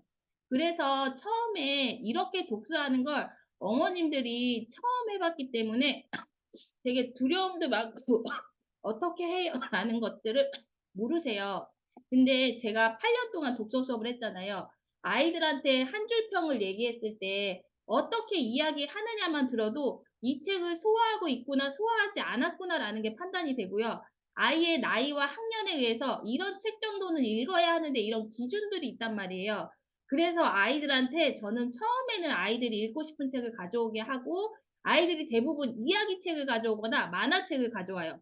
그러면 우리가 이런 이야기와 만화책들은 간식처럼 읽는 책이고 이런 것들은 반드시 지식책과 함께 읽어야지만 너희가 학교에서도 도움이 되고 우리가 문제를 해결할 때도 이야기만 많이 읽은다고 해서 문제를 해결할 수 없거든요.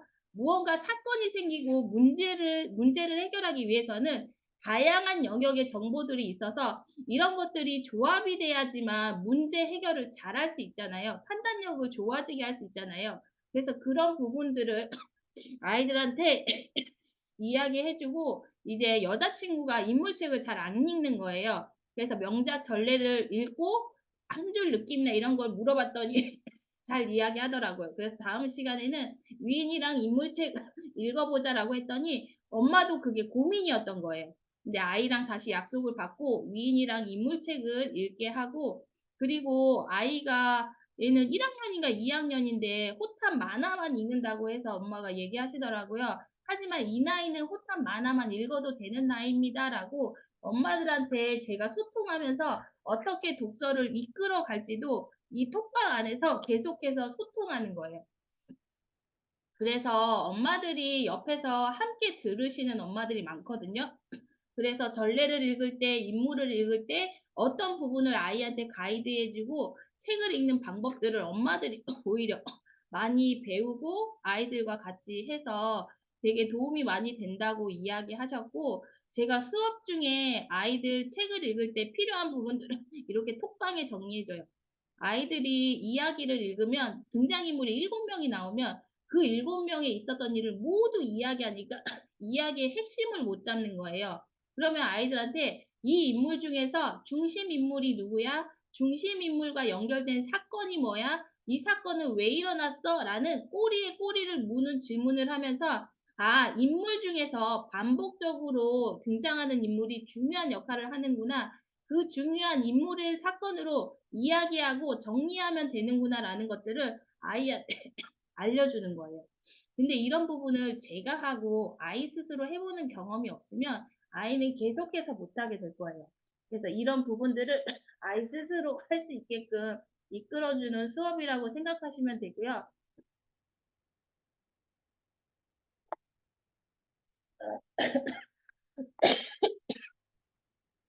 그리고 아이들이 3, 4학년 가면 교과서 어휘 때문에 힘들어 하잖아요. 근데 아이들이 1, 2학년 때 배웠던 내용이랑 3, 4학년 때 배웠던 내용이 개연성이 있다고 생각하지 않기 때문에 3, 4학년에 어려운 단어가 나오면 어렵다고 생각하는 거예요. 그래서 그런 부분을 해결하고 어떻게든 잘 기억하고 뭔가 좀 반복을 통해서 중요하다는 인식을 뇌에 심어줄까? 어떻게 하면 잘 정리할 수 있을까? 이런 것들을 고민하면서 수업을 만들어요. 그래서 겨울이라는 주제를 배울 때 같이 사계절이라는 상위 개념을 끌어다가 우리나라의 사계절의 특징을 알아보고요. 그리고 이 사계절이 왜 생기는지 이유까지 함께 알아보면서 과학 영역으로 확대를 시켜줍니다. 그리고 나서 사진의 특징, 사진만 띄워놓고 아이들 스스로 생각할 수 있게끔 제가 계속 질문하는 거예요.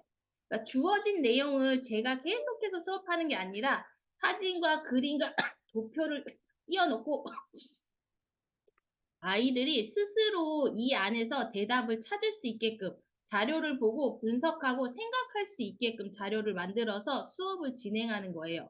그렇게 하다 보면 우리는 지금 정보가 너무나 많은 세상에 살고 있어요. 그 정보들을 분석하고 내가 필요한 정보들을 쏙쏙 끄집어서 나한테 맞는 정보들로 응용할 수 있어야 되는데 우리는 응용하는 힘은 키워지지 않고 그냥 정보만 알려주는 학습과 패턴에 젖어 있는 거죠. 그래서 그런 부분들을 해결하기 위해서 주제로 융합을 하는 수업을 하고요. 그리고 겨울을 지내는 동물들 중에는 겨울잠을 자는 동물들도 있지만 겨울잠을 자지 않는 동물들도 있어요. 그러면 이런 것들은 다 이유가 있는 거거든요. 그러면 왜 이런 동물들은 겨울잠을 자지 않는지, 앞에 있는 동물들 겨울잠을 자는지를 아이한테 생각해 보게끔 질문을 하고요. 그리고 동물 중에서도 곤충들 같은 경우에 알과 번데기의 형태로 쏘가리 같은 경우는 물속 깊은 곳이 따뜻하기 때문에 따뜻한 곳에서 겨울을 지내고 그리고 식물들도 겨울에 죽는 건 아니잖아요. 우리가 이렇게 겨울눈을 통해서 겨울을 지내고 있고 겨울에는 꽃이 피지 않는다고 생각할 수 있지만 이렇게 동백꽃이라는 꽃도 피어라고 융합사고와 교과서 어휘들을 아이들한테 자연스럽게 노출시켜주는 거예요. 이 수업은 금요일에 진행되는 융합 수업이고요. 지금 나오는 그림 책이 바로 2학년 2학기 겨울 교과서거든요. 그럼 이 2학년 2학기 겨울 교과서에는 어떻게 나오냐면요. 여기 여름에 있는 새와 겨울에 있는 새들 중에서 같은 새들을 찾아보게 하고 여름에만 볼 수 있는 새, 겨울에만 볼 수 있는 새를 찾아보는 활동을 해요. 이게 바로 3학년에 가면 철새와 텃새로 나뉘어져서 아이들이 1, 2학년 때 배운 내용을 용어만 바꿔서 수업하는 거거든요. 그러니까 그런 부분들도 아이들한테 일러주는 거예요. 너네가 생각하는 건 어려운 게 아니라 배웠던 내용들을 심화하거나 배웠던 내용들을 묶어가지고 상위 개념을 공부하는 거야 라고 아이들한테 교과서를 어떻게 대해야 되는 마음가짐들도 아이들한테 이야기해 줍니다. 근데 이거는 1, 2학년, 3, 4학년 뿐만 아니라 3, 4학년 과정을 갈 때 5, 6학년이 연결돼 있고요. 이 5, 6학년 과정이 중학교 교과서라 다 이러한 패턴으로 연결이 되어 있는 거거든요. 그러니까 그 안에서 공통된 점들을 찾게 하고 아이들한테 이런 부분을 이렇게 해결할 수 있게끔 방법을 알려주는 거예요. 그리고 식물 같은 경우에도 어머님들도 아이들이랑 지도할 때 항상 상위 개념을 먼저 알려주고 기준을 명확하게 알려주면요. 아이들은 배운 정보를 잊어버리지 않아요. 그냥 단순히 정보만 외우면 2, 3일 있으면 잊어버리지만 상위 개념과 연결해서 지식을 연결하면 장기 기억을 할 수 있는 방법 중에 하나거든요. 그래서 생물이라는 커다란 상위 개념으로 식물과 동물을 분류하고요. 식물의 특징은 이런 거야, 동물의 특징은 이런 거야 라고 수업을 하는 게 아니라 스스로 사진을 보고 어떤 차이점이 있는지 생각하게 하는 거예요. 그러면 가장 큰 특징은 움직임이잖아요. 이거는 융합 수업이라서 학년별로 구분이 되지 않습니다. 제가 수업을 진행할 때 1, 2학년 내용, 3, 4학년 내용, 5, 6학년 내용을 순서대로 올라가기 때문에 아이들이 그렇게 어려워하지 않아요. 그리고 식물이 자라는데 필요한 조건을 사진을 보고 스스로 생각해보고 식물의 구조를 살펴보면서 어떠한 역할인지 그리고 우리가 나뭇잎의 다양한 모습들을 한꺼번에 살펴보고 나뭇잎을 자세히 관찰해보면 이 그물맥이 있잖아요. 맥이 있잖아요. 그래서 이 맥들을 관찰함에 있어서 우리가 어떤 쌍떡잎인지 외떡잎인지 이런 관계들을 한꺼번에 묶어서 수업을 하는 거예요. 그렇게 되면 아이들은 공부하는 시간을 줄일 수 있고요. 그리고 어휘들을 선생님이랑 수업하면서 들어봤기 때문에 학교 공부할 때 막상 어렵지 않게 느끼거든요. 그러니까 그러한 효과를 주려고 학습적인 어휘를 지속적으로 아이들한테 알려주고 사진과 도표를 분석하게 만드는 수업이라고 생각하시면 돼요. 그리고 저는 어머님들한테 이야기해 드리고 싶은 게 저희가 교과서나 책에서 배운 내용들을요. 시험 볼 때만 꺼내 쓰게 하지 마세요. 이러한 단어들을 실생활에서 꺼내 쓸 수 있도록 아이들이랑 꼭 물고만 틔워주면요. 아이들은 배웠던 내용들을 생활에서 써먹고요. 생활에서 써먹기 때문에 필요하다고 느끼고 훨씬 더 지식을 배우는 걸 재미있어 할 수 있거든요. 그래서 그런 부분들도 아이들한테는 동기부여가 될 수 있으니까 꼭 배운 내용들을 실생활에서 적용을 하거나 현상들을 같이 연결해서 아이들한테 이야기해 주면요. 아이들은 탐구심이 안 생길 수가 없어요. 그렇게 해서 아이들의 수업이 진행되고요. 그리고 아이들을 제가 어떻게 하면 효율적으로 가르칠지를 계속해서 연구하면서 수업을 한단 말이에요. 그럼 우리는 교과서를 딱 이 페이지를 볼 때 어떤 부분이 중요하다고 생각하세요, 어머님들은? 저희들은 여기 있는 내용을 잘 기억해서 문제를 잘 풀면 된다고 생각하거든요. 근데 여기서 중요한 건요. 물속에 사는 식물들을 물에 떠서 사는 식물, 잠겨서 사는 식물, 이까꽃이 물에 떠 있는 식물, 물가 식물로 같은 특징을 분류할 수 있어야 되고요. 그 분류한 식물들의 공통된 특징들을 아이 스스로 사고할 수 있도록 하는 게 이 교과서의 취지예요. 그래서 교과서 요 위쪽을 보면 탐구와 사고라고 되어 있잖아요.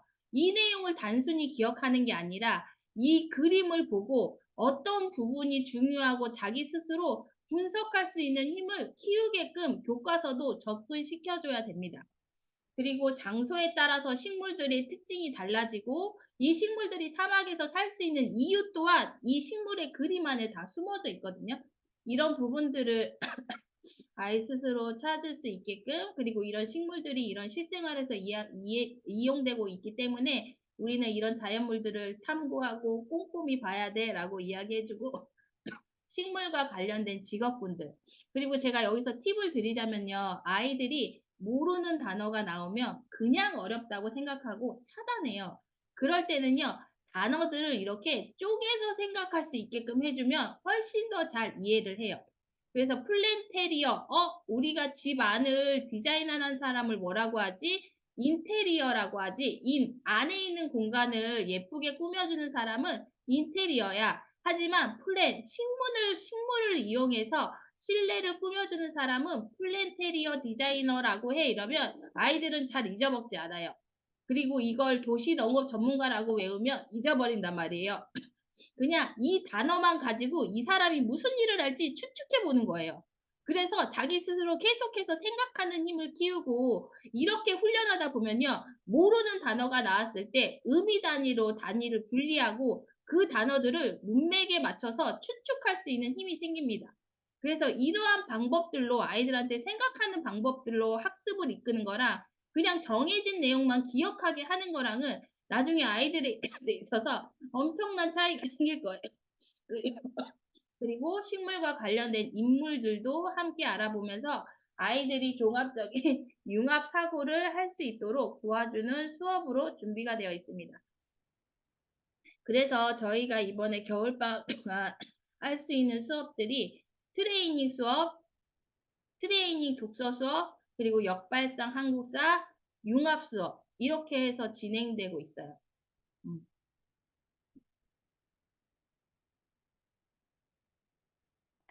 궁금하신 거나 이런 거 있을까요?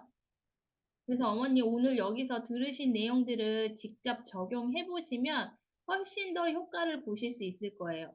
저도 계속해서 아이들한테 막연하게 풀 양만 정해주고 스스로 하기를 던져줬더니 화만 나더라고요. 어떻게든 아이들은 안 할 궁리를 하고 어떻게든 나는 시켜야 되니까 그런 부분들이 부딪혀서 많이 다투기도 하고 했는데 아이 스스로 책을 읽는 순간 이런 부분들이 되게 많이 해결되고요. 책을 읽으면서 자기가 아는 게 많아졌다고 생각하니까 훨씬 더 집중하고 몰입해서 학습을 하더라고요. 그리고 아까 소극적인 아이인데 괜찮냐고 물어보신 분 있었거든요. 저희 둘째 딸이 엄청 소극적이에요. 근데 그 아이 또한 발표 잘하는 아이들이 있는 환경에 놓여놨더니 그 안에서 되게 승부욕도 없고 하는데 잘하고 싶은 마음이 조금씩 생기더라고요. 그래서 용기를 내서 발표를 하기도 하고 이 발표한 경험을 자기 스스로 깼잖아요. 나는 소극적이라고 생각했는데 발표하는 사람으로 믿는 순간 이 아이는 어떤 어려움도 해결할 수 있는 아이가 된다고 생각하거든요. 저도 그래서 예전에는 아이가 뭔가 못하고 부족한 부분 때문에 이거 잘 안 되면 어떻게 하지 하고 불안한 마음이 컸어요. 근데 지금은 그냥 환경에 그냥 던져주고 스스로 해결할 수 있게끔 두고 있어요. 그래서 자기 스스로 해결해보고 자신감이 생길 수 있도록. 어, 시간표는 다 세팅되어 있고요. 저희가 지금 화요일, 목요일 8시 아니면 저 채팅창에 한번 제가 정리해서 올려드릴 테니까 시간표 보시고 참여 가능하신 분들은 개인 톡을 주시던지 연락처 남겨놓을 테니까 만약에 톡이 답이 빨리빨리 없으면 저희가 수업 중이거나 회의 중일 수도 있거든요. 그래서 저희도 오전에 또 배우고 있는 게 있어가지고 아직도 저희 뇌 트레이닝 아직도 들고 있어요. 그러다 보니까 바로바로 연락 안 될 수도 있으니까 그 점은 참고해 주시고 톡이나 문자나 연락으로 한번 부탁드리고요. 네. 오늘 저희가 준비한 그 강의는 끝났고 저희가 또 조만간 이번 주에 한 2개 정도 강의가 더 준비되어 있어요. 그래서 다시 한번 공지해드리고 그때 좀 많이 들어주셨으면 좋겠습니다. 저희 궁금한 게 저희가 하려는 것들을 어머님이 할 수 있게끔 교재도 주면서 엄마표 선생님을 하는 것도 준비해보고 싶거든요. 그래서 어머님들이 어느 정도 관심이 있는지가 궁금해서 혹시 그런 것도 괜찮으신가요? 어, 오프라인은 잠실 사시는 분들이나 아니면 여기 저희가 부천에도 생기고 대구에도 생기고 그리고 또 한쪽 지역이 지금 생각이 안 나요. 그래서 이렇게 생길 거고 거기는 가맹점이에요. 그래서 거기 오프라인 수업을 받으실 수 있는 거고 저희가 엄마표로 모집하려는 거는 이 안구 운동이 되게 중요하거든요. 그래서 이 안구 운동 하는 방법, 두뇌 트레이닝 하는 방법들 대구는 없어요. 대구. 대구는 저희가 토요일 날 상담을 하고 갔고, 대구 상인동에 있다 그러는데, 시장에 들어가는데 한글을 기억 못 하는데, 한글을 혹시 여기 앞에 글자를 하나하나 딱딱딱 집어주시면서 글자와 음이 같이 매칭되는 책 읽으면서 막 연습을 많이 하시면 네. 한글 깨치기에 도움이 많이 된다고 들었거든요. 저희도 맞아요. 그렇게 수업을 했고, 저희가 왜냐면 이 학원 건물에서 나가야 되는 시간이 있어가지고 마음이 약간 급한데 첫 번째로는요, 대구는 상인동 쪽에 저희 오픈 예정이고요. 두 번째는 저희가 조만간 엄마표 수업이라는 것은 패키지로 이 프로그램을 판매할 예정이에요. 그거는 저희가 지금 하고 있는 두뇌독서 프로그램이랑 이걸 패키지로 저희가 만든 교재들이 많이 있어요. 한 열 몇 권 정도 교재들이 있거든요. 이런 교재 다 포함해가지고 그걸 어떻게 활용할지를 엄마들과 함께 소통을 하면서 집에서 엄마들이 활용할 수 있는 그런 팁들을 패키지 강의로 해가지고 저희 금액을 책정해서 교재랑 전부 다 발송시켜 드려서 그 교재를 활용 방법을 알려드릴 저희가 그 방송을 준비하고 있고요.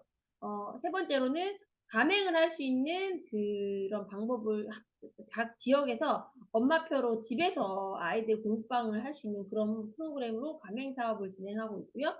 어쨌든 지금 오늘 이 방송의 가장 핵심은 두뇌 트레이닝과 두뇌 독서, 역발상 한국사 이렇게 세 개, 그다음 융합 독서 수업 이렇게 하는 수업들이 준비되고 있으니까 거기에 해당되고 하고 싶은 엄마들은 톡 주시고 오늘 들은 방송에 대한 후기를 많이 남겨주시면 저희가 힘이 나서 더 많은 방송들을 준비하도록 하겠습니다. 맞아요. 저희 영어도 어떻게 공부해야 되고 다른 학습들도 어떻게 해야 되는지 많이 알려드릴 수 있거든요. 오프라인 되었어도 선생님께 온라인 수업. 그럼요. 그거는 선택이시니까 그렇게 하셔도 되고 저희한테 오시는 분들은 교육열이 진짜 높으신 분들이 오더라고요. 네.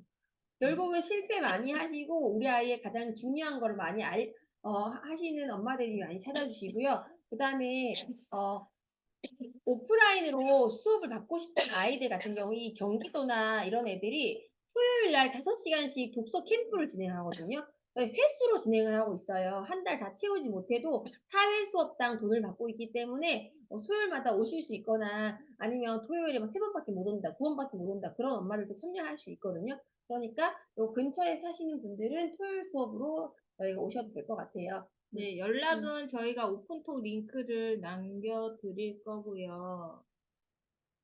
네, 17. 17년 선생님 예비 초 1인이네요. 그러면 제일 좋은 책은 전래 명작이죠. 일단은 한번 톡방에다가 문의 주시고요. 저희가 이 학원 건물이 문을 닫아요. 그래가지고 10시 반에 문 닫아야 되거든요. 어머님이 오늘 좋았던 부분을 톡으로 네. 상기시키면 어머님이 네. 아이들한테 적용할 때도 기억이 나서 더 네. 잘 해주실 수 있을 거예요. 네. 저희가 오늘 마치고는 톡으로 저희가 답을 다 드릴 테니까 너무 아쉬워하지 말고 오늘은 여기까지 하겠습니다. 감사합니다. 2, 3일 후에 또 올게요. 감사합니다.